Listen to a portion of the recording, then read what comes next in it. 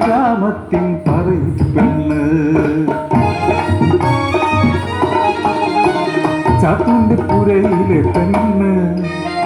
ചട്ടമ്പി ചാത്തൂന്റെ പെണ്ണൊരുത്തി ചട്ടമ്പിയാണേലും ചന്തമൊന്നുമില്ലേലും ചാത്തൂന് ചങ്കാണി പറയിപ്പെണ്ണ്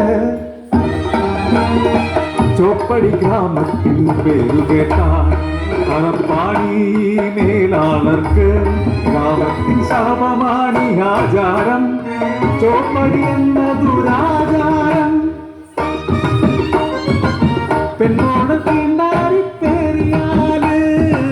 നാടുന്ന ചോപ്പടി കഴിയേണം നാലടി പൊക്കത്തിൽ കളിമണ്ണ തീർത്തൊരു ഇരുളിൻ മാടമാടി ചോപ്പടി ഇരുവാതിൽ ഇരുനേരം തുറന്നിടും പഴങ്കഞ്ഞി നൽകുവാൻ മാത്രമായി ചാത്തൂന്റെ പുരയിലൊരു പെണ്ണു പിറന്നേ അഴകുള്ള അടിയാത്തി പെണ്ണു പിറന്നേ ചട്ടമ്പി ചാത്തൂന്റെ ചങ്കലിക്കും കുഞ്ഞിന്റെ പാടിന കുന്തിരികി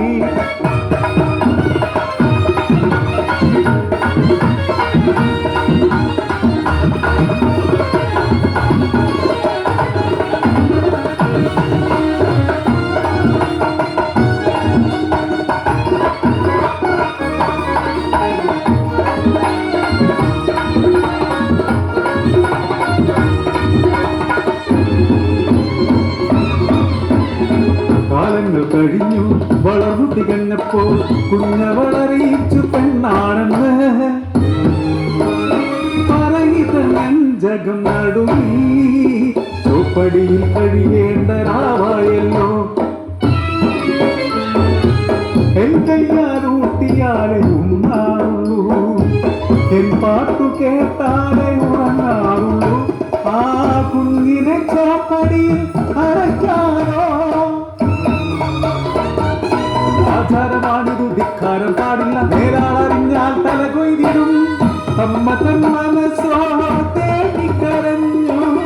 കുഞ്ഞി മാനസം പേടിക്കൂണ്ടു ഇരുളിനെ എനിക്കു പേടിയാണമ്മേ ഒറ്റക്കിരിക്കാൻ പേടിയാണമ്മേ അരുതേ എന്നെ അടയ്ക്കരുതേ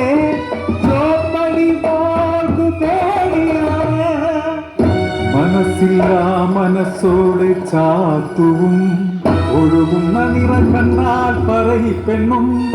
നാട്ടാചാരം നടത്താനായി കുഞ്ഞിനെ ചോപ്പടി അടച്ചിടുന്നു നാള രണ്ടു കഴിഞ്ഞു മൂന്നാം രാവും കഴിഞ്ഞു നാലനാളിൽ കിലുകിലക്കിരുന്നു പാദസരം പണിതു കാത്തിരുന്നു ചോപ്പടി തുറന്നാൽ പെണ്ണിന് മഞ്ഞൾ നീരാട്ടം പിന്നെ ഉത്സവമാണ് മാടത്തില് ആഘോഷം നടത്താൻ ചാത്തവും കൂട്ടരും ആളുന്ന കനറിൽ ചുറ്റുമിരുന്ന് മദ്യലഹരിയിൽ മതി മറന്നു ചോപ്പടിക്കു ചാരയെന്ന് കനൽ കെട്ടു പുക ഉയർന്നു മാടത്തിനുള്ളിൽ പുകയല്ല ശ്വാസം തിന്നാതെ കുഞ്ഞിപ്പെണ്ണ് മരിച്ചുവല്ലോ പറയിപ്പെണ്ണിൻ മാനസമെന്ന് അലറി കരയുന്നു കടലു പോലെ ആരാരോ ചെന്ന് വാരിയെടുക്കുന്നു മരിച്ചു മരവിച്ച മൃതശരീരം തോരാത്ത കണ്ണീരായി ചോദിക്കട്ടെ തീണ്ടാരി പെണ്ണിന് പാപമാണോ ജന്മം നൽകുന്ന പെണ്ണിനു